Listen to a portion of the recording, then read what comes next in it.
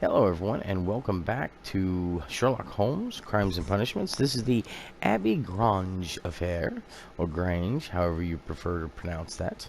I wanted to take a couple minutes before we got into this, because there's usually a lot of dialogue, just to thank you guys for all the likes and the support.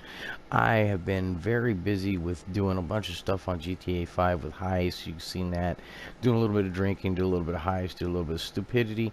Now I can get back to where I really love to do. I love to bring these walkthroughs to you guys.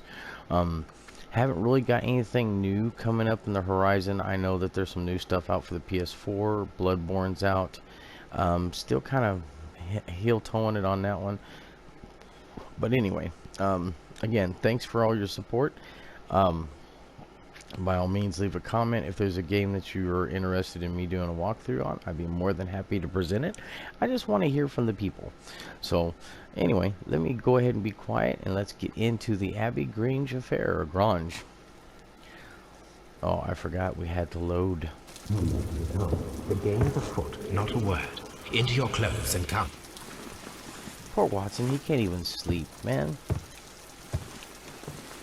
I'll wait for you in the sitting room.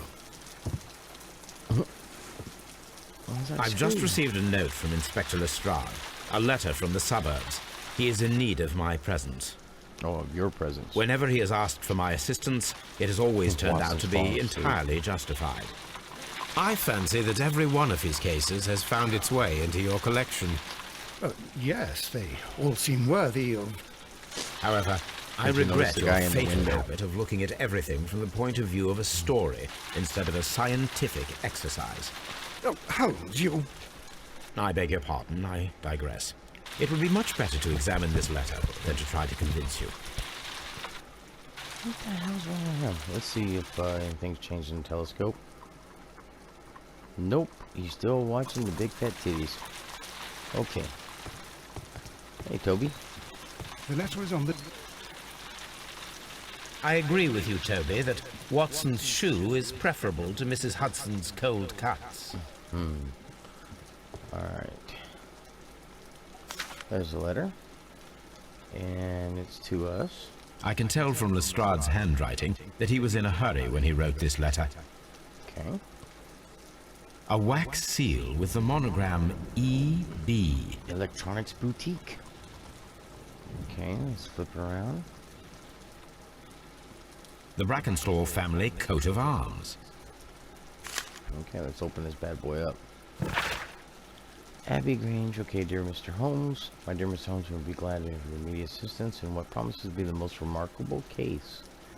Okay, it is something quite in your line. Except for releasing the lady, I will see that everything is kept exactly as I found it, but I beg you not to lose an instant, as it is difficult to leave Sir Eustace there. Yours faithfully... Right. So, what is it, Holmes? Promising, as always, it appears to be a case of murder. So you believe that Sir Eustace is dead? I should say so. Lestrade wouldn't have sent for me for less. His writing shows considerable agitation, and he is not an emotional man. These people belong to high society. The quality of the writing paper, the E.B. monogram, their coat of arms.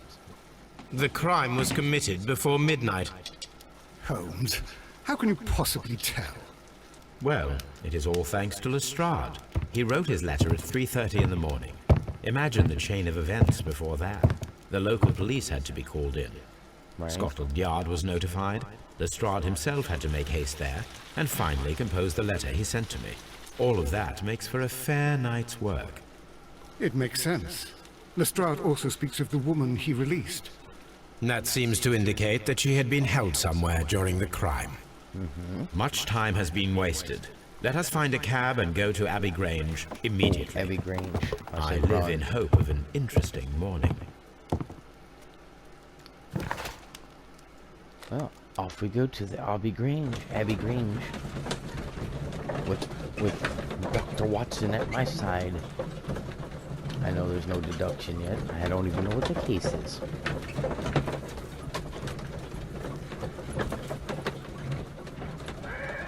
Alright, here we are.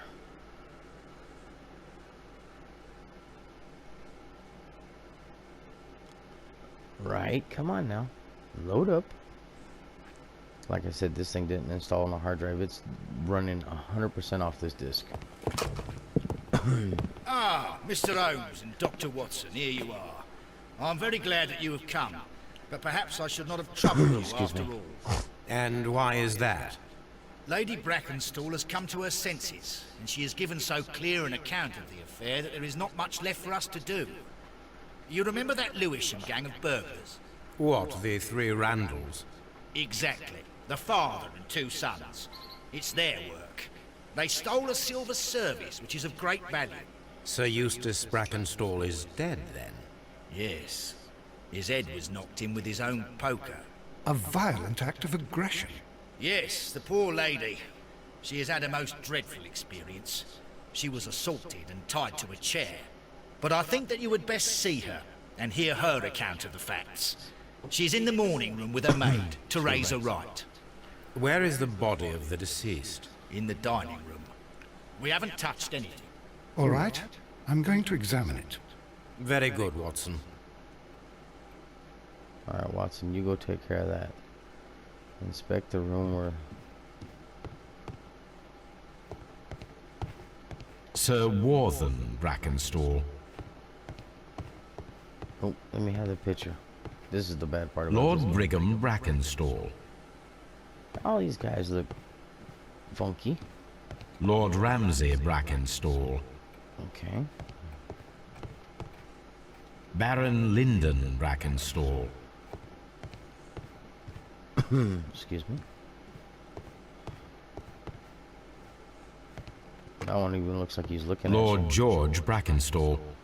The Alright. Brackenstall family seems rather austere. Here we go. Ladies, allow me to introduce myself. Ooh. My name is Sherlock Someone Holmes. knocked the shit I'm out of assisting her. Inspector Lestrade in this investigation. Mr. Holmes, I am the wife of Sir Eustace Brackenstall. We were married only a year ago. I am sorry for your loss. Please accept my deepest condolences. I suppose that it is no use my Sorry, attempting to conceal that our marriage has not been a happy one. I fear that all would tell you that, even if I were to attempt to deny it. There's a dirtbag piece of shit that used to beat on you. We're gonna take a look at her first. Let's do that. Alright. Fresh bruises. Okay. Pale cheeks. Gold brooch. She's Australian.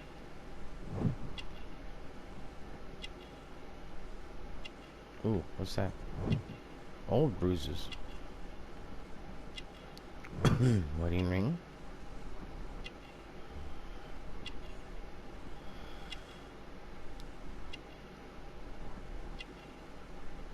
Alright. What am I missing here? I know there's something else I'm missing. Buttons. Elegant dress. Okay, now we can talk to her. Can you describe to me the events of yesterday evening? Is it really necessary? I have already told Inspector Lestrade all that happened. Yes, madam, it is.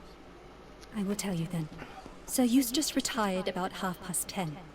I sat in this room until after 11, absorbed in a book. Before I went upstairs, I entered the dining room to fetch a candle and... oh God. Please, go on. As I approached the French window, I found myself face to face with an elderly, broad-shouldered man who had just stepped into the room. Close behind the first man, I saw two others. Okay. One of them struck me a savage blow with his fist and felled me unconscious to the ground. And then?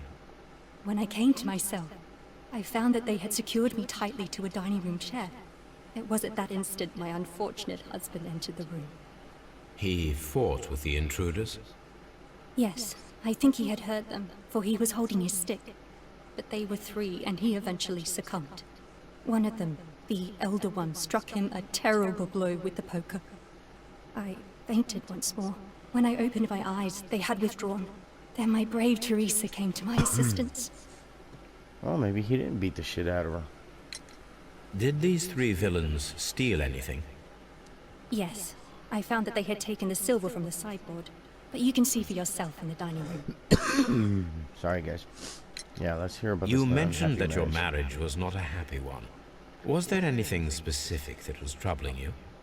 He was not a nice man when he was drunk, and he suffered from dark moods, but nothing else. How about the old bruises? The bruises on your hands are at least 1 week old. Your husband caused those bruises? Oh, do you? Yes, he did. He was very angry at the time. Out of control. Again. Sir Eustace was a drunkard. To be tied to such a man for life is worse than death. Your ladyship? Let's talk to Teresa, shall we? Teresa, I would like to hear your testimony.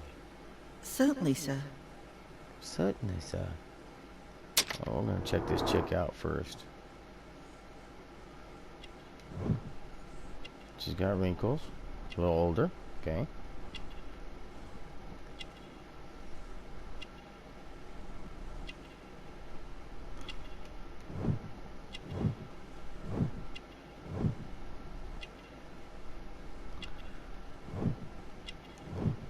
Working hands.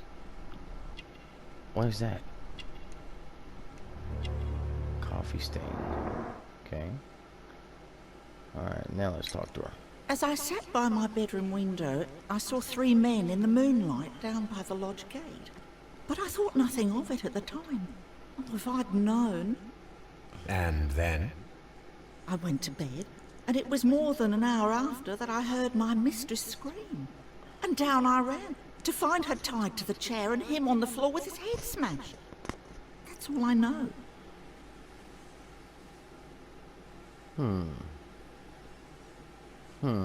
Okay. Alright, guys. Ooh. Let's go ahead and finish up this room first.